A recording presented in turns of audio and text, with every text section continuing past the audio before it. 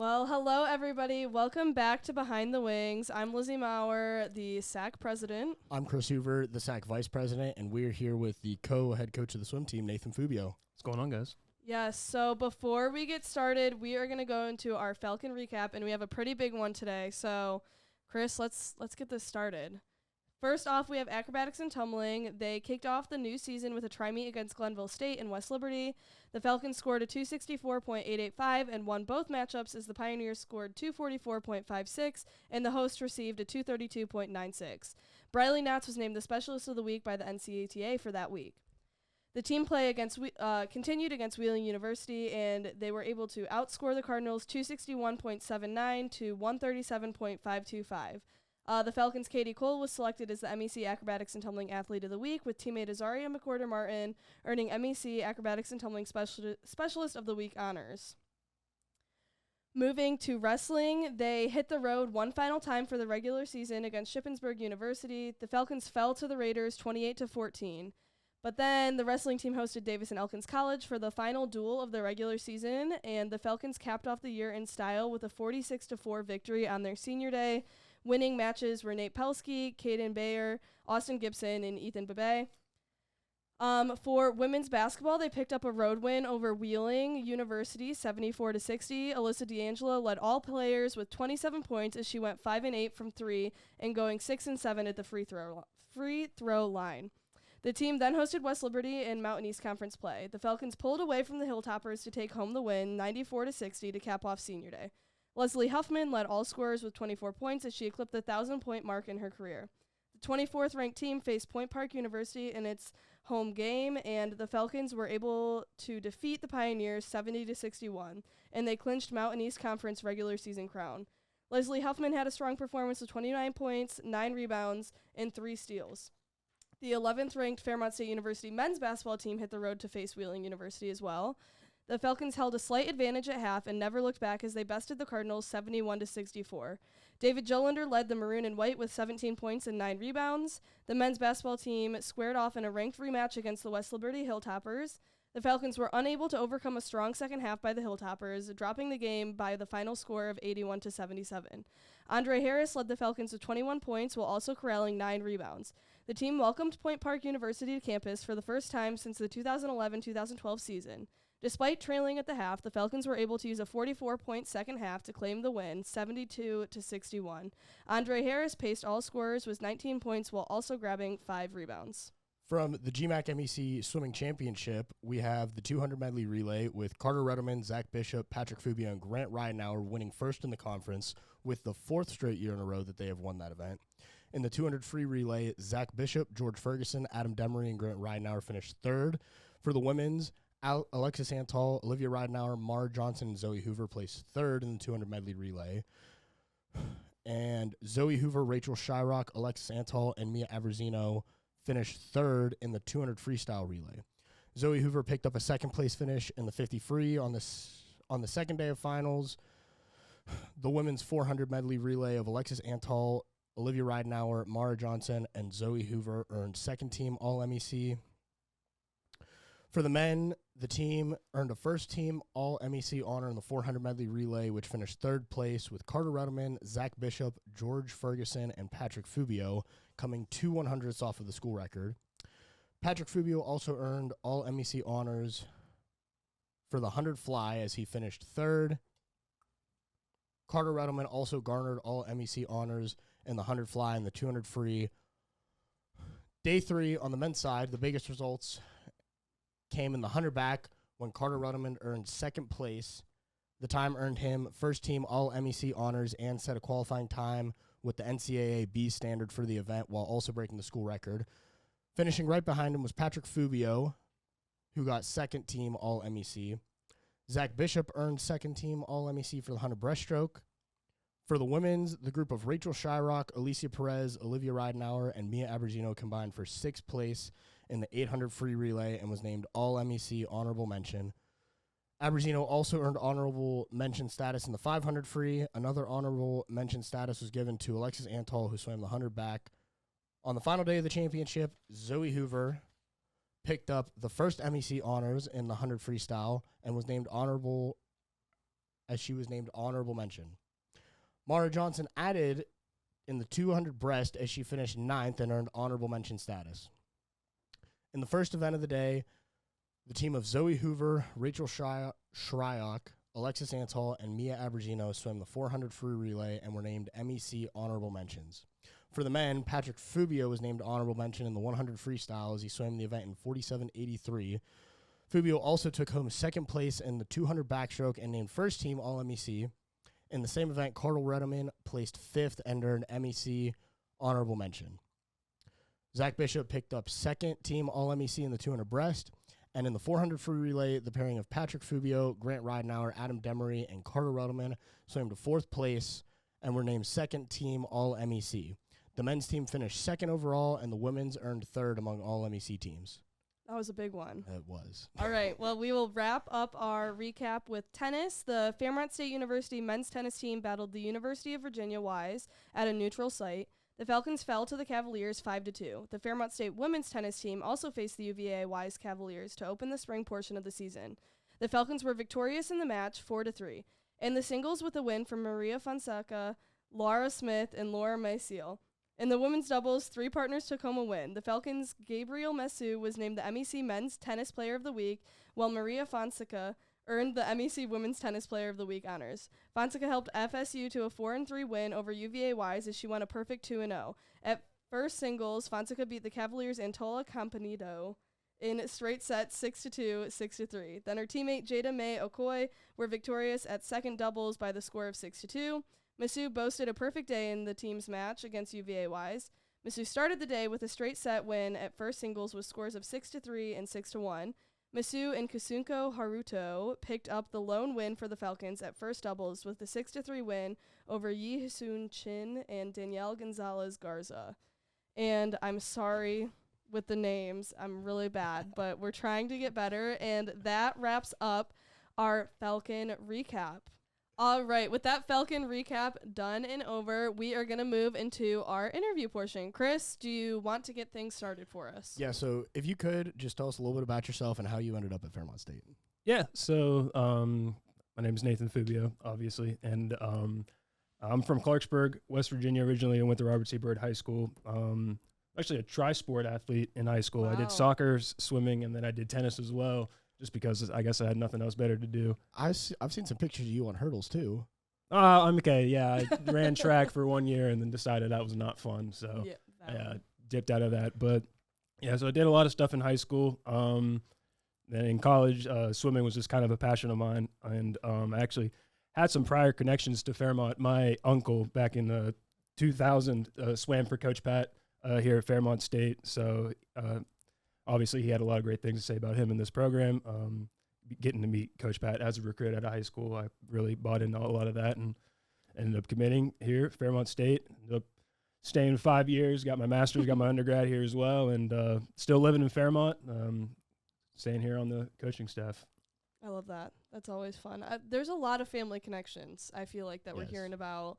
And I don't know if it's just recently those connections have been coming about, like in the people we've had on, but it's been really cool. I mean, I feel like we're going to sound like a broken record, but Fairmont is the friendly city. It is. And people want to stay here. People want to bring their family here. They want to build lives here. Yeah. You know? And I guess that kind of brings us to our next question. What is your favorite thing about Fairmont State or just Fairmont as a city? So, yeah, community is definitely, like, a huge thing that, like, I've kind of caught on just being here. And, like, I even learn more, like, still today. Like, I'm just every year I feel like I learn something new about just Fairmont as a whole, or, like, stuff about this program.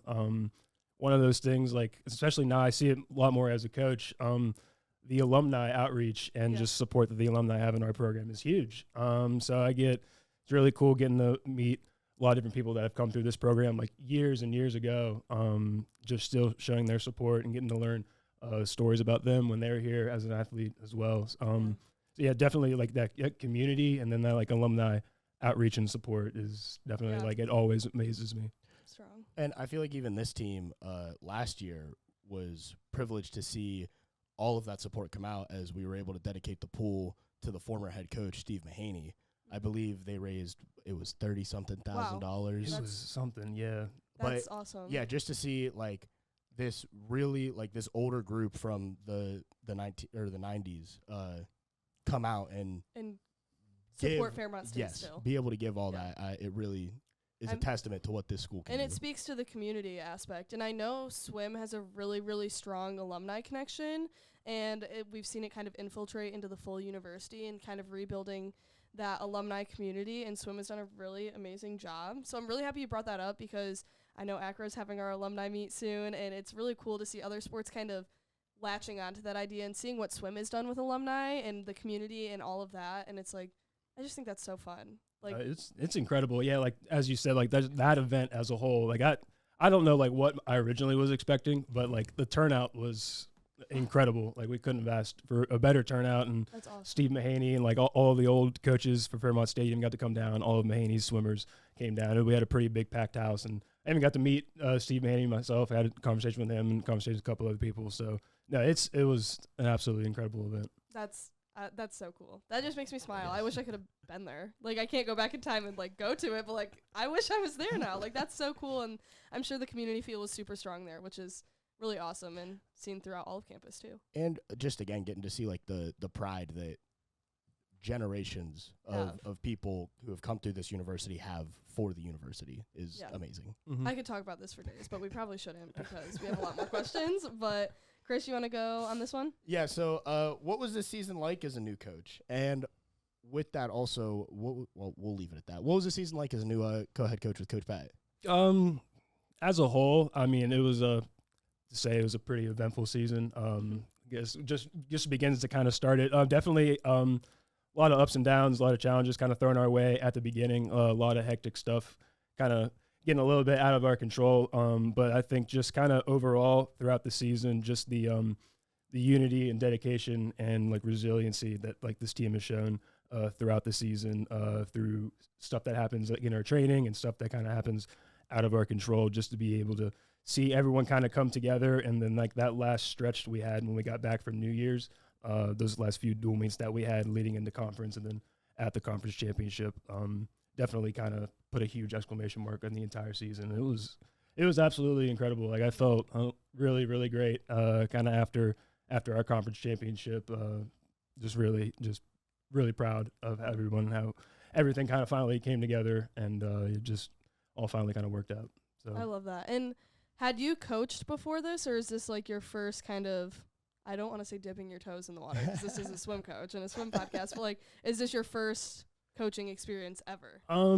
Not necessarily ever, but I think to this extent, kind of yeah. So I guess prior experience, I coached a age group kids for summer league for 2 seasons, so I had a little bit of experience of coaching. But as far as like something like this, no, this was like a little new to me as well. And I got the last year, I was an assistant, so this is technically my second year with the program. But yeah, this was definitely a much bigger step. Yes, and kind of probably pretty scary and like figuring it out and everything. But obviously, with that big old swim recap Chris read for us at the beginning, it went well, and you did an amazing job. So congratulations on the season. That's awesome.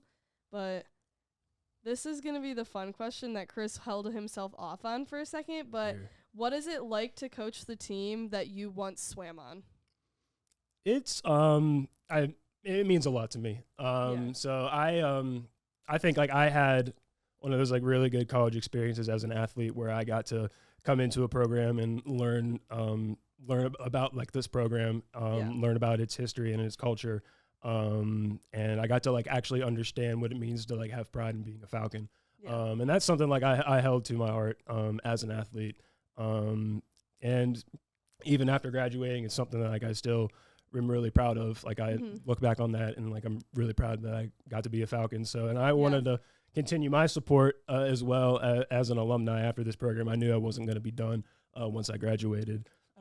So like it definitely it absolutely means a lot that, one, I do get to still be involved in swimming, but two, to do it for the university that I graduated from and swim for, it means that just that much more to me. That's awesome. And you kind of get to bring that culture and make sure it stays around for years to come. And I think that goes back to this alumni idea and how your alumni are so strong. That culture is going to stay the same throughout. It is what it's been, because the alumni keep coming back and keep supporting. So it's like truly one big family. I think it's the team on campus that has like just the most family aspect to it. And I don't know how y'all do it, but like obviously Acro is a very big family, and that's what I'm familiar with. but like learning about the swim team and the alumni and everything you guys do for each other, it's truly fascinating. And like, how could you not want to coach that Yeah, after you've it's experienced absolutely it? special. Yeah, It's awesome. definitely. I love that. So, swim just recently ended last week. We had that whole big recap. What was your favorite part of this past season? Favorite part of this past season, dude. There's a lot, man. I mean, I can tell you, like, there's so many moments that, like, I can look back.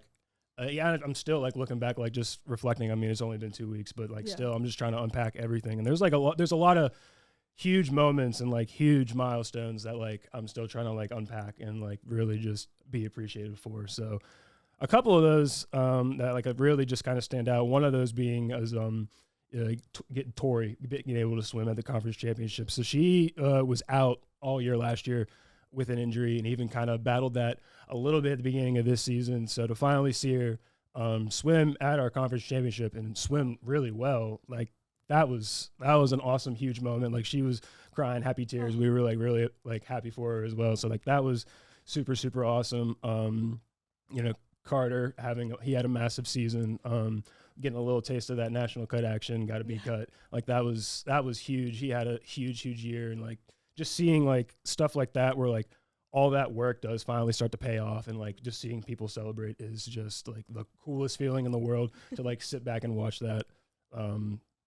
So like just like all that work just finally getting to pay off is so rewarding to see. I think some of my favorite pictures that I always see after meets too are your like unfiltered reactions to moments like that. I love it. I mean, I can't think of any off the top of my head, but I always love scrolling through the camera rolls that we get from Jelon or your sister, and I always love some of those are my favorite pictures too. Like the girls when they broke that 2 free record, those are great pictures. So shout out Natalie Fubio Photography. Yes. I'll give her a plug there. But no, yeah, like just like those moments again where like you just like we have a pretty long season too. So. And there's like definitely points in the season where like, you start to like kind of challenge yourself and like wondering if anything you're doing right. And we just kind of keep reassuring these athletes that like it will pay off like we promise. And then when it finally does, it is awesome. It's the coolest thing ever. I've seen some of those pictures and they are, I would say, iconic. Like I don't know if we have a way to show them to the crowd, but like they're awesome. If they're lucky. If they're lucky, we'll see if we can figure it out. We'll see if our producer Riley can pull some strings and make it happen. But what do you see in Fairmont State Swimming's future? I would love to see this program like be back at the national championship again. So going back to that alumni outreach I was kind of talking about, and one of the conversations that I've had with Steve Mahaney was kind of his reign in this program. And I still learn new stuff like every year just about it. And like he was a national coach of the year and he had a national swimmer of the year, and like he took teams to the national championship and like they did really well at that national championship. So I really believe like this program is still capable of that. It's done this before. I think it can be there to do it again. And I think we can get there. Absolutely. Just getting recruiting in, getting people in to just like really just believe like, hey, like we've been here before, we can do this again, and just get everyone on that same page. And I think that's going to just create a pretty dangerous group. And I love that. Yeah, I think definitely I would love to see that there in the future, and I definitely think it can be there. That's awesome. I guess I didn't realize like how rich the history of Fairmont State Swim was. Like I knew it was really good and everything, and obviously the alumni like we've been talking about, but like I don't think I realized it was like nationally like known at one point. So like that's insane. That's so cool, and I'm glad we're shedding light on that to those of you who are watching this and maybe didn't know, like myself. Like Fairmont State Swim can get back to that point too. I think even as recently as within the past decade, we had a top 5 swimmer. Wow. Yes, I think most recently Mate Thomas, we were around 2005. Marlena Dudek. Marlena, she was an All-American. I believe she finished 5th or 6th. Yeah. Wow. And then, I think Mate finished like 2nd in the national championship in like 2005. Awesome. Yeah, let's get back there. Why don't we get on that swimming? Just kidding. I know it takes a lot of hard work and dedication, and it's really awesome to see that the current, like you currently being the coach, like that's your vision. You're setting your goals big, And I feel like sometimes people get worried when you hear that, but like that just gets me hyped. Like that's so cool. I love that. I'm so excited to see that happen. So with for anyone that knows the swimming community, the sport is very much evolving. The technologies around the sport are evolving. Day giving's coming up. Great time to donate. What are some hardware, some technologies that you would love to get for the pool and for the swimmers to help enable their success?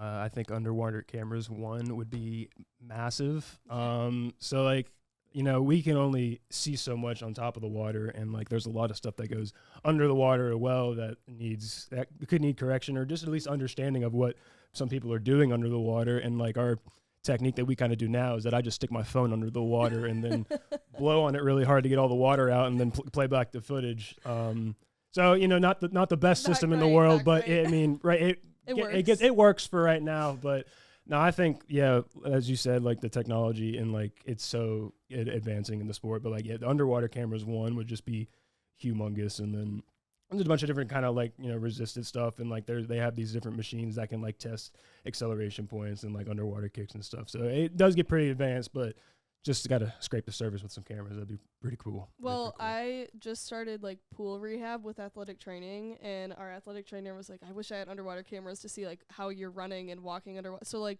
not only would it benefit the swim team, like benefit Fairmont State in general. So like that's huge. Dave Giving you hear that, Greg? Yeah. Please, not a call out. But Dave Giving is coming up, so we do appreciate your donations, and they will be used by a plethora of people, as you just saw from that one singular example, that swim team could use it and athletic training could use it. So that's where your money's going. So, I mean, got to be happy with that. Yes. But I feel like this kind of follows with that in a sense, but how do you keep your practices fun for your athletes in the hardest parts of season? Oh, man. Yeah. Well, I know you guys practice, like, quite frequently. Obviously, from me and Chris working together through SAAC, like, you have a morning practice and then an evening practice, and it's like they're just in my brain. It's like they're just swimming. How do you like? Yeah, so it definitely you got to like find ways to keep it fresh, keep it fun, especially like how our season kind of lines up with like daylight savings and stuff. So like we spend a lot of our time swimming in the dark and in the cold. Not fun. No, I mean we can't name anything fun here at all. I don't think. Taco Tuesday. Taco Tuesday. So yeah, just I mean. And Coach Pat is pretty good at that as well, and I'm catching on him. Just like he has like just quips, and he's just like so on top of his head on just funny, on just like how he just kind of explains stuff just to like get people a laugh every now and then, or like I think it's funny. I don't think anyone else thinks it's funny, but like I'll write my stuff on the board and like make it like some big number. Like I'll put like 3 or 4 times and then have everyone freak out, and then I'll race and put 2, and they're like, oh okay, that's fine. well, that's fine. Yeah. So it just like again, just kind of like keeping it fresh, not just trying to drag it out and go through the motions, but just again, just like keep myself on my toes as well. Yeah. Yeah.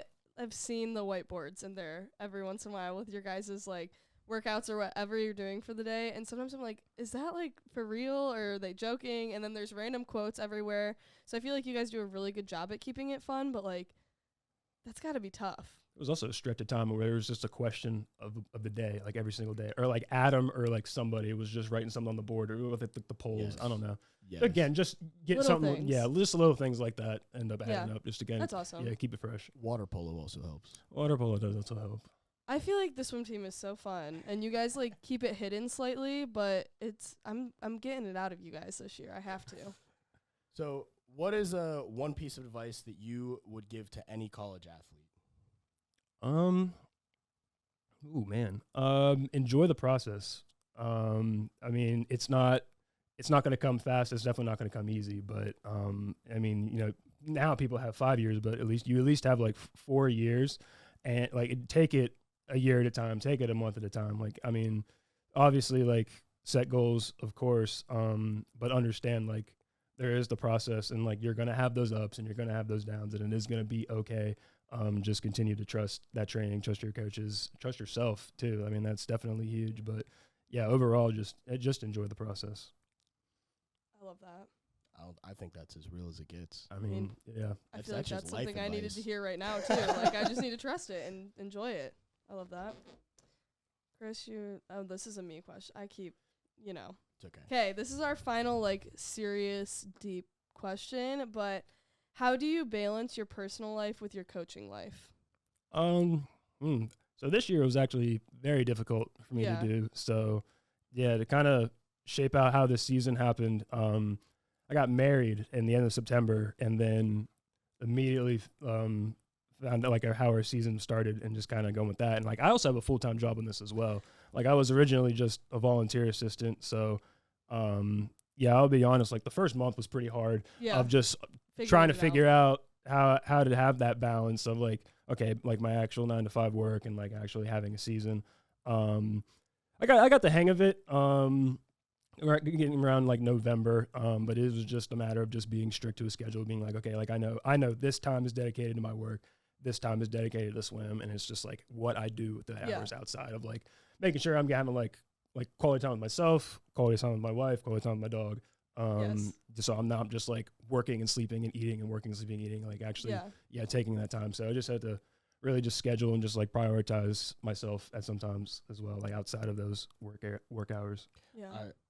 If you hadn't been sick the past week, I'd ask if it's been a culture shock not having swim practices to coach since the championship meet. Yeah, ask me that next week. Yeah, I've been recovering from the championship meet and then recovering from the flu. So yeah, I feel like everybody at Fairmont State's been recovering from the flu this week. Yes, it's hitting us hard, but we persevere. Yeah, make it through. Absolutely.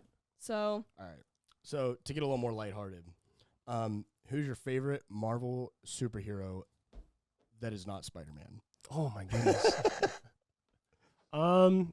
Like the Fantastic Four. No, that's not a person, but it's a group. I'll go Mr. Fantastic. So, Fantastic. Yeah. I think you could pull him off for Halloween. You think so? Oh my gosh. Yes. So funny story of just not kind of funny, but Patrick and I one year, when I might have been 10, he would have been probably 6. He was actually Mr. Fantastic, and I was the Thing, and we were. There's a picture somewhere. I'm sure my mom has it, but. I also think it's important to mention, we just mentioned Patrick. This is like a family affair at Fairmont State Swimming. Yes. All of the Fubios end up at Fairmont State Swimming somehow, because it was you, and then it was Patrick, and now Adam's here. Like your uncle from before. Like all the Fubios end up swimming at Fairmont State somehow, or like your sister taking pictures for Fairmont State Swim. Like they are all involved somehow. So we didn't get to that very big because it's just like normal for them, but like you hear it and then you're like, are you kidding? They all swam there? Yes, and they're all very good too. That family bleeds maroon and white. Yes, they truly do. So like I just needed to preface that before we moved any further, because I do think there's a question regarding that too soon. But I am going to move to, what is your favorite pool that you've swam in? Ooh, favorite pool that I've swam in. So I think it is actually just right up the road. That new Milan Aquatic Center for WVU. Is a super nice facility, and like they host like their Big 12 championships there, and they hosted like an Olympic diving trial thing there, like I think last summer or 2 summers ago. Yeah. But yeah, we swam in the first meet at that pool. Actually, I think it was my sophomore year. So we do this invitational every year called State Games, where all the in-state schools get together at competition, and we had it up at Milan, and it is a huge facility and it is a super nice facility. So that one's definitely up there for sure. Yeah. I mean, I've seen pictures of it, and it is absolutely beautiful. It is really nice. It's top 3 for sure. Oh, yeah. For sure. What is your favorite memory from when you were on the swim team not too long ago? Not too long ago. Yeah, only 2 years ago. Definitely. So the first school record that we broke was the 2 medley, and that was my 4th year, so technically senior year. But I came back for a 5th year. But that one was an interesting one, because like we swam that at the meet, and we like just missed the record, but like we got 2nd place and we won the Mountain East Conference. So we were like, okay, we came here what we to do. So we were like pretty content with it. And then on the last day, our coach kind of pulled us 4 together and was like, hey, we think you can do it. We know you can do it. So you're going to do it right now in this time trial. And we were like, oh shoot. Okay. So like, yeah, we just kind of got together, got our headspace right. And just like went out and we like beat the record back. Like we cut off like way more time than we did in the actual meet. And like, it was so cool. Like just to finally see that. And I remember even for like myself, like I didn't really have a good meet that week.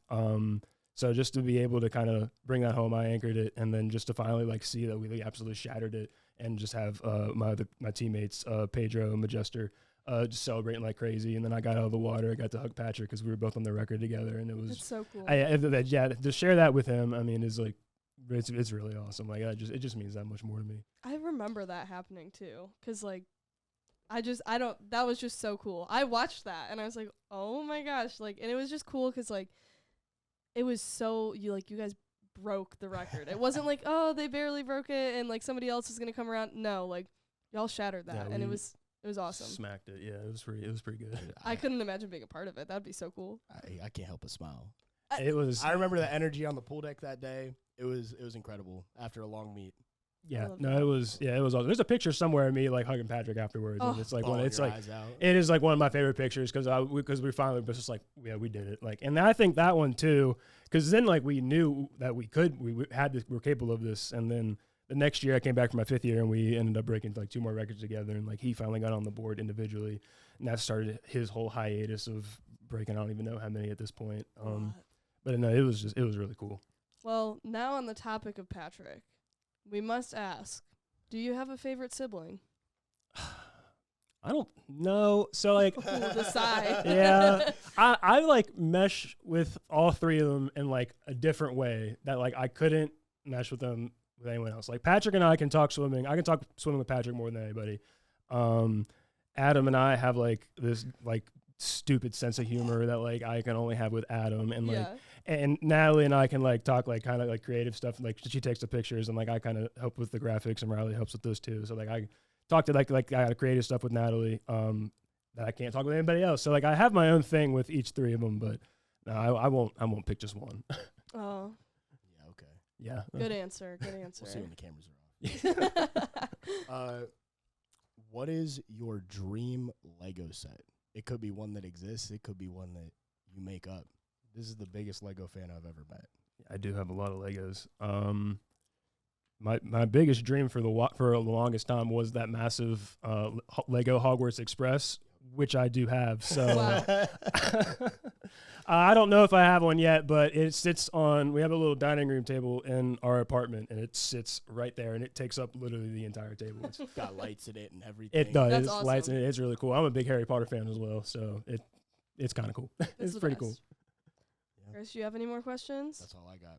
Well, that is awesome, and that wraps up our interview portion. Amazing job. It was really fun talking with you. But we now have our upcoming events, and that begins on February 26th with men's and women's basketball versus West Virginia Wesleyan College. On February 28th, baseball versus Lock Haven University. March 1st, wrestling at the NCAA Super Region 1 Championships. Baseball versus Lock Haven University. Tennis at Jefferson, and men's and women's basketball at Frostburg State University. March 2nd, Acro versus West Virginia State University. Baseball versus Indiana University of Pennsylvania. March 4th, baseball at Clarion University and softball at Seton Hill University. March 5th through 9th, men's and women's basketball at the MEC Tournament. March 6th through 8th, men's and women's golf at Battle of Brunswick. March 7th, baseball versus Kentucky Wesleyan College. March 8th, women's and men's tennis at Kutztown University, softball at King University, and baseball versus Kentucky Wesleyan College. March 9th, baseball versus Kentucky Wesleyan College, and softball at Emory and Henry University. March 10th through 13th is men's and women's golf at the Gannon Invitational. And March 11th, acro and tumbling versus Long Island University. And that is our upcoming events. We are so excited. So thank you all very, very much for watching this episode of Behind the Wings. We look forward to coming back with our next guest on March 11th, I think is the Tuesday. I don't have it in front of me for once. Follow our athletics Instagram and our SAAC Instagram. I don't have the handles to plug, but FS Falcons and at Fairmont State _SAAC. I've got them. I plug them. So follow those up. I'm not the social media guy. But yeah, like I said, thank you all so much, and make sure to catch us back next time on March 11th. Nathan, thank you. Yeah, thank you guys. Yeah. And don't miss what's going on behind the wings.